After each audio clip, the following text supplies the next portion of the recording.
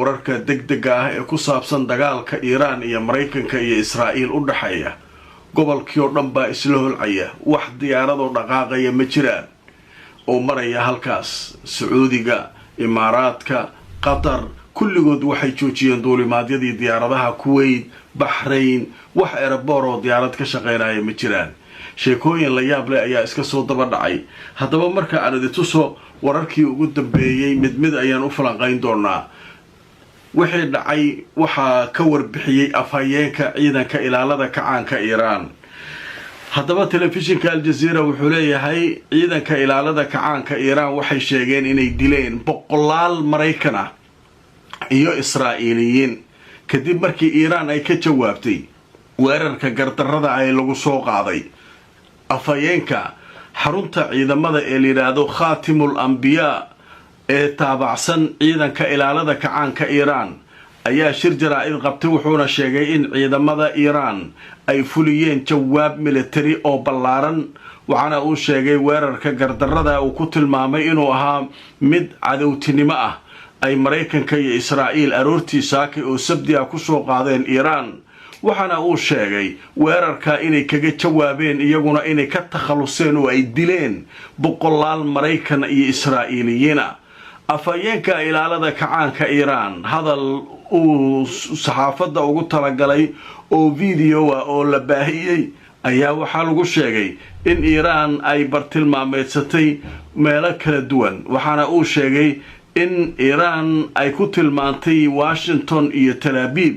inay fahmi doonaan luqadda iyagu ay yaqaanaan taasoo ay Iiraan iyaduna ay wax ugu qori doonto mi'aad oo yiri waa boqolaal Mareykan iyo Israa'iiliyiin marka wuxuu ula jeedaa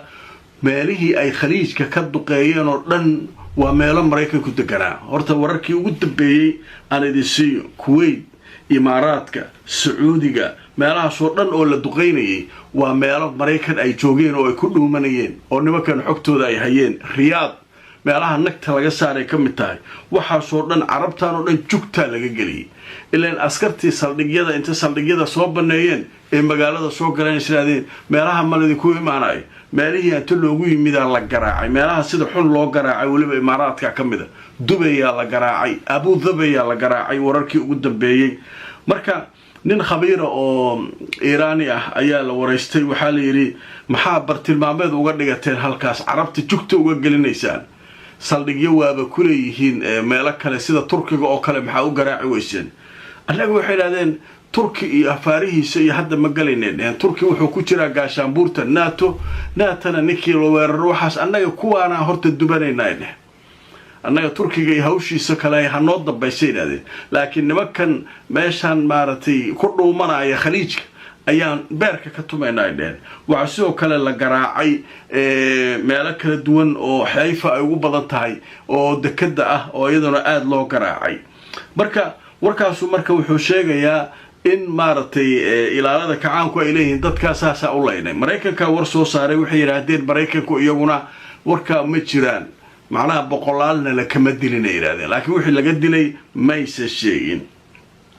sheekada kale oo yaab kale way noo soo socdaan warar badan iska soo daba dhacaya sheekada kale oo yaab kale waxay tahay telefishinka Al Jazeera ayaa wuxuu qoray diyaaradda Netanyahu ayaa hawada ku jirta sidoo kale waxa iyaguna kacay diyaaradihii booyadaha ahaa shidaalka hawada ku siinayay shidaalka kadib markii Iiraan ay dukum daakum ka dhigtay meelo badan oo ka tirsan Israa'iil موجودة جنتاله إيران والعلم ويا الولي مركز عرين ديارته يوحي يو جنتاله دفاعي وحب مركز قبل ويا ديارات دي نتنياهو هو ذيكش مركز ورك الدوانا على السويدين يا وحليه على متن الطائرة مسارية نكن ديارات مو كله منايا ديارات اللي عحبت بدأ وعرض هذا إسرائيل دولتها جتاي مقالات الأموية كعرض إيميل كستي كعرض marka ninka diyaaradda uu ku baxsay diyaaradda kaligeed ma la qaxinaya asagii masaaran yahay su'aalo badan marka iyaduna halka ka taagan dhanka kale Iiraan waray soo saartay waxay tiri Hormuz waa xaray markabkii isku soo maraasay u taala waa meesha ugu badan shidaalka kala bar adduunka ku dhawaad oo maro waay oo khaliijka dhan wuxuu ay maraan waa meesha ay sheegi jireen waa xaraal idin jiray ciidanka ilaalada kacaanka Iiraan waxay yiraahdeen meesha waa qufula saaranane ninkii isku soo mara maca Amerikaanka Bahrain iyo dhulkan iyo Kuwait iyo ku jira meeshu soo mari la iska rabaa sheekadaas iyaduna halkaasay ka tafantahay oo ay ka xiran tahay dhanka kale Al Jazeera waxay sidoo kale qoraysaa warbixin ay leedahay xulafada Iran waxay ka wadaa awlaadeeda waxay ballan ku qaadeen iyaguna inay markaa dagaalka ka qayb gali doonaan iyadoo awoodaha iyo meelaha ay bartilmaameedsanayaan laga hadlayo waaye Hezbollah way hadashay maaratay xuutiga wuu hadlay nimanka Iraaqiyiintaana way hadleen marka taas waxay yiraahdeen dagaalku meeshiisa ka meeseenayna qolo walba meesheeda ka meesaysa Israa'iil waxay u digtay Hezbollah waxay tiri haddaan ugu soo weerarto iska jira marka hawshu ayaduna halkaas way ka qasatahay halkaasay taagan tahay oo maaratay Hezbollah iyo awlaadi iyaguna halkaasay ka hadlayaan waxyaabaha la yaab kale waxa kamid ah oo Al Jazeera ay qoraysaa waxay leedahay sheeko yaab laha jirtay leedahay Mareykanka in culays uu ka qabsaday hawada Iran waxa lagu garanayaa ay leeyihiin waxyaabaha soo kordhay oo marka halkan laga sheegayo Mareykankii wuxuu isticmaalayaa leeyahay awal marra Mareykanku wuxuu leeyahay diyaarado drone oo isqarxiyaan ku weerara meesha nikan awoodda sheeganayay hawada ku baashaalayay diyaaradihiisa meesha rabaan rusheynayeen maxaa ku dhacay leedahay Al Jazeera maxaa dhacay khubaradu waxay leeyihiin fiihi shay meesha waxba ku jira diyaarad drone oo aan soo noqonayn oo isqarxinaysa soo dira macnaheedu maxaa waaye kuwii kale waa u baqay waaye marka meesha waa la iswaabiyaa lagu leeyahay xaalku masalan aan idin tuso warka sheekadan laga qoray oo ku saabsan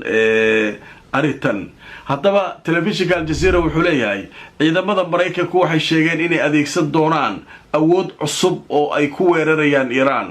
Fox News telefishinka caanka ee Mareykanka ayaa sheegay sida Al Jazeera ay qorayso ciidamada Mareykanka inay adeegsan doonaan awood cusub oo ay ku weeraraan Iran waxaa la sheegayaa inay isticmaali doonaan diyaaradaha droonka ee isqarxinaya waana markii ugu horeysay taariikhda hawlgal dagaal uu Mareykanku diyaarada noocan isticmaalo maxay leeyihiin khubaradii waa fulayeen Mareykan waa cabsaday diyaaradihii waa la soo waabiyay oo maaratay hadda wuxuu diraa drones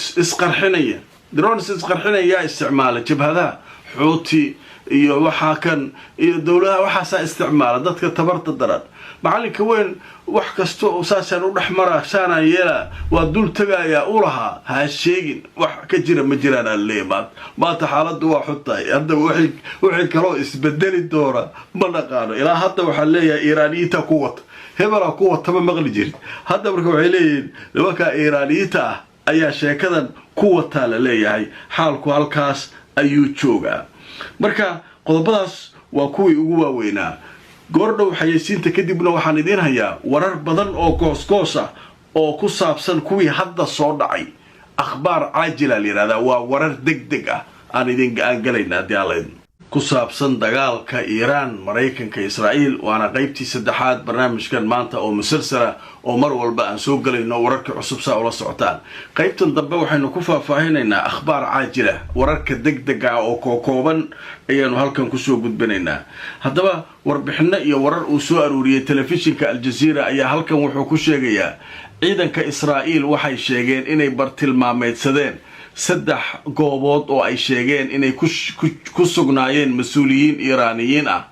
haddaba NBC News telefishinka leeyahay ayaa sheegay mas'uul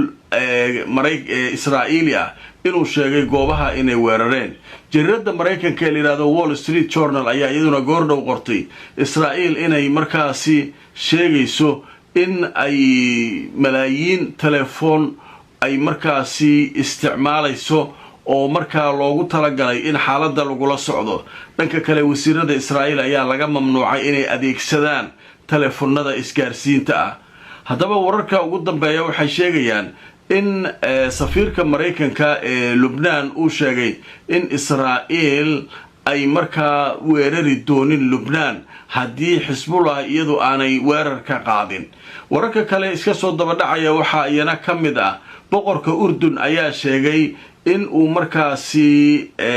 doonayo sidii xiisada loo qaboojin lahaa.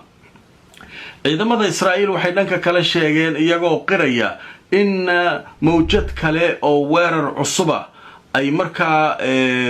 oo Iiraan ay soo qaaday oo sawaariikh ah ay ku soo wajahan tahay 10 daqiiqo kadib meelo kala duwan oo ay Tel Aviv al-Kubra ku jirto. heegan buuxa ayaa lagu jiraa, Siiriga ayaa meel walba isqabsaday. haddaba wararka kale ee cusub waxaa ka mid ah wasaaradda arrimaha gudaha ee Bahrain ayaa sheegtay inay bartilmaameedsatay goobo dad ay deganaayeen in gantaal uu ku dhacay magaalada caasimadda ee Manama. qatar waxay dadkeeda ugu baaqday inaysan albaabada ka soo bixin, dariishadahana aysan fiirin oo guryaha ay ku jiraan. Bahrain sidoo kale, Kuwait iyaduna sidoo kale. ra'iisul wasaaraha Jarmalka waxa uu si cad u sheegay in Jarmalka aanu ku jirin weerarka lagu qaaday Iiraan. dhanka kale wararka kooban waxaa ka mid ah ilaa 220 gantaal ayay Iiraan waxay ku weerartay Israa'iil kaliya ilaa saakay, sida uu qoray ama lagu daabacay bogga uu leeyahay telefishinka Israa'iil ee liiraado kanaalka 13. haddaba ciidanka ilaalada kacaanka Iiraan waxay sheegeen goordhow inay soo rideen 2 ka mid ah diyaaradaha Israa'iiliyiinta deegaanka liiraado Asafhan ayaa lagu soo riday. waa war degdega oo ay soo saareen ciidanka ilaalada kacaanka Iiraan sida telefishinka Al Jazeera uu qorayo. inkastoo la leeyahay diyaaradahanu waxay ahaayeen kuwo drone ah, laakiin ciidanku iyagu faahfaahin kama bixin, balse waxay sheegeen inay soo rideen. dhanka kale wakaaladda wararka ee Faris ee Iiraan ayaa iyaduna daqiiqada ka hor waxay soo qortay war kale oo ay leedahay waxaa la soo riday 5 ka mid ah diyaaradaha droniska Israa'iil, waxaana la sheegay in ay soo daateen. howlgalkan waxaa loogu magac daray al-wa'd as-sadiq 4 ama ballantii runta ahayd ee Iiraan ee 4aad ayaa loogu magac daray howlgalkan ay sameynayaan oo ay isku difaacayaan Iiraaniyiinta. waa tahay saxaabay, barnaamijka wararkii ugu waaweynaa wixii cusbaa wixii hadda soo dhacay inta ku jirnay diyaaradaha la soo riday waxaasoo dhan waan idinkugu soo gudbiyay. haddii alla idmo markaan soo noqon doonaa si aad u heshaan xogo muhiim ah oo aan la idinkaga sheekayn xaalku meesha uu marayo. ku xirnaada barnaamijyadayda xaqaa'iqa ku salaysan, innagoo mar walba idinla wadaagna macluumaadka iyo wararka muhiimka iyo goobihii ay ka yimaadeen. haddaba intaan mar kale kulmayno iyo barnaamij kale, nabadgelyo.